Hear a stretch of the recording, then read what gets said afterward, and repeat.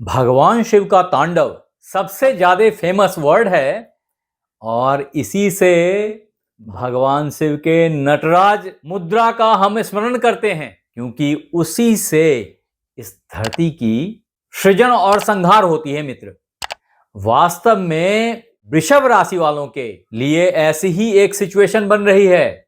इसीलिए मैंने टाइटल में यह लिखा है कि वृषभ राशि के दसम भाव और शतभिषा नक्षत्र में 6 महीने राहु का तांडव।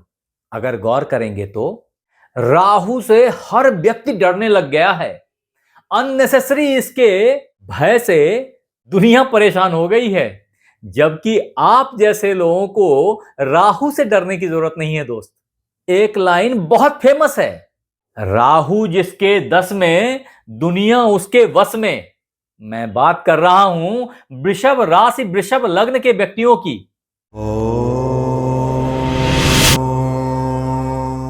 नमस्कार मित्रों, मैं आचार्य देवेश कुमार ठाकुर आपको आपके चैनल एस्ट्रोलॉजी स्टार्स में फिर से एक बार स्वागत करता हूं। दोस्त, अगर आप ध्यान दें तो राहु देव आपके दसम भाव कुंभ राशि में काफी दिन पहले ही प्रवेश कर गए थे, लेकिन अभी वो अपने ही नक्षत्र शतभिषा नक्षत्र से संचरण कर रहे हैं।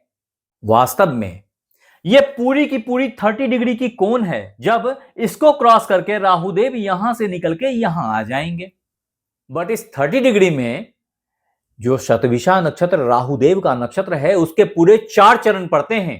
पहला चरण जो कि दिसंबर और जनवरी, वास्तव में 25 जनवरी तक ही कटित हो गया, वो थोड़ा भ्रामक था, थोड़ा कंफ्यूजन कैरी करने वाला था। जॉब के मामले में आपके लिए आपके कर्म की दिशा बहुत क्लियर नहीं हो पा रही थी। अब राहुदेव चूंकि वक्री ही चलते हैं हमेशा ही, और 18 साल के बाद यहां वापस से पहुंच रहे हैं, और ऐसे में ये पहले चतुर्थ चरण में प्रवेश किए, यहां पे मान लें। उसके बाद ये ग्रेजुअली तृतीय चरण में यहां आ गए खिसक के, फिर ये द्वितीय चरण में आएंगे, फिर ये प्रथम चरण में आएंगे। ऐसे ये ग्रेजुअली इस हाउस की तरफ अग्रसर होते चले जाएंगे। और चतुर्थ चरण तो वास्तव में कंफ्यूजिंग था, क्योंकि वो मीन राशि के नवमांश में जाके गिरता है। अब जो शतभिषा का तृतीय चरण है वो कुंभ राशि के नवमांश में गिरता है, जो कि यही राशि है और शनि उनके मित्र हैं। ऐसे में शनि के घर में, अपनी ही नक्षत्र में, राहुदेव बहुत पावरफुल हो जाते हैं। वो तांडव कर सकते हैं, कुछ भी कर सकते हैं, संहार कर सकते हैं, सृजन कर सकते हैं। ऐसी हालत में जो अभी 25 जनवरी ऑनवर्ड्स वृषभ राशि वालों के लिए एक लाजवाब फेज स्टार्ट हुआ है। आपके नॉलेज के लिए बता दूं कि 29 मार्च तक, यानी कि 2 महीने, पूरा का पूरा फरवरी, पूरा का पूरा मार्च, ये 2 महीने आप जो चाहोगे वो प्राप्त कर लोगे। और यहां राहु के नेचर को समझना पड़ेगा। राहु का नेचर है लाव लाव।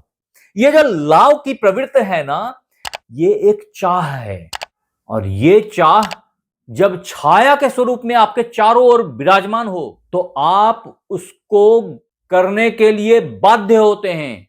वो एक भूत है जो आपके चारों तरफ हावी हो चुका है। लेकिन वो हावी कहां है, इसको गौर किया आपने? ये आपके कर्म भाव में हावी है। जबरदस्त पॉलिटिक्स के मास्टर हो जाएंगे आप इस पेज में। इतनी क्षमता देगा आपको कि कोई भी हो, आपके आउटपुट के लोग लोहा मानेंगे।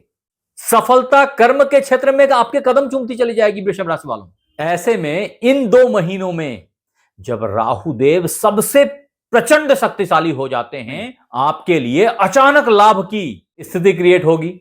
ऐसा हो सकता है कि आपका अचानक से प्रमोशन हो जाए, आपकी डेजिग्नेशन बढ़ जाए, आपके आउटपुट से आपके बॉस प्रसन्न हो जाएं और अपना ताज आपको पहना दें।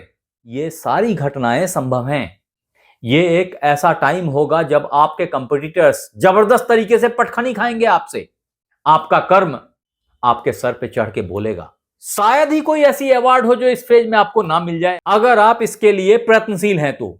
तकनीक और विज्ञान का आपको साथ मिलेगा। बस आपने तंत्रिका तंत्र से जुड़ी समस्याओं का और वायु विकार का ख्याल रखें। एसिडिटी की संभावना है और कहीं नस फंस सकता है, नस से संबंधित कुछ प्रॉब्लम्स दिख सकते हैं।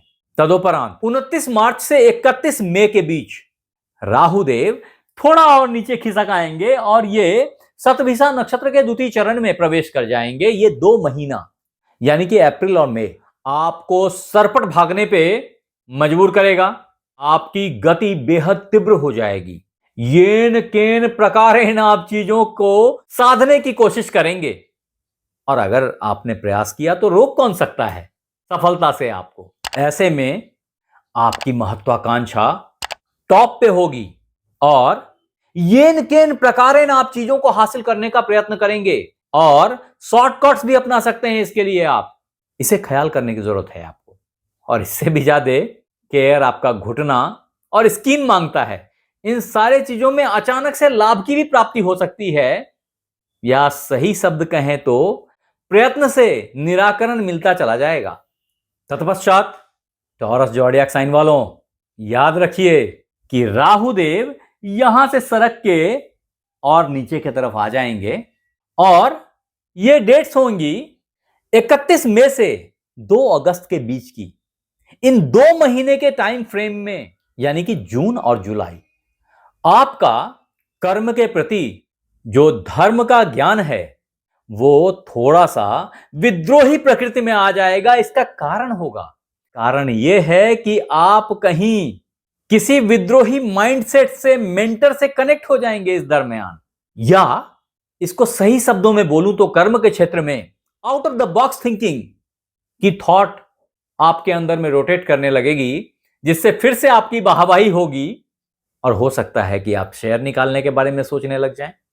कर्म में शेयरिंग को प्रमोट करें, नेटवर्किंग को प्रमोट करें और उसके लॉजिक, उसके धर्म को बल दें। ऐसा होने से भी आपकी जयकार होगी वापस से।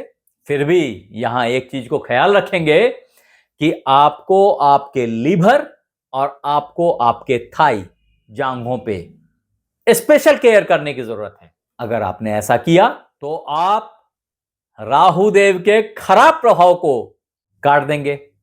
इस पूरे सीन में अगर कोई बहुत बड़ी दिक्कत दिखाई पड़ती है तो आपने ओम रांग राहवई नमः का नित्य 108 बार पाठ करनी चाहिए। हाँ, अगर नौकरी में किसी भी तरह की दिक्कत है तो आपने एक चांदी का चेन अपने गले में धारण करना चाहिए। ऐसा आप किसी भी शनिवार को कर सकते हैं।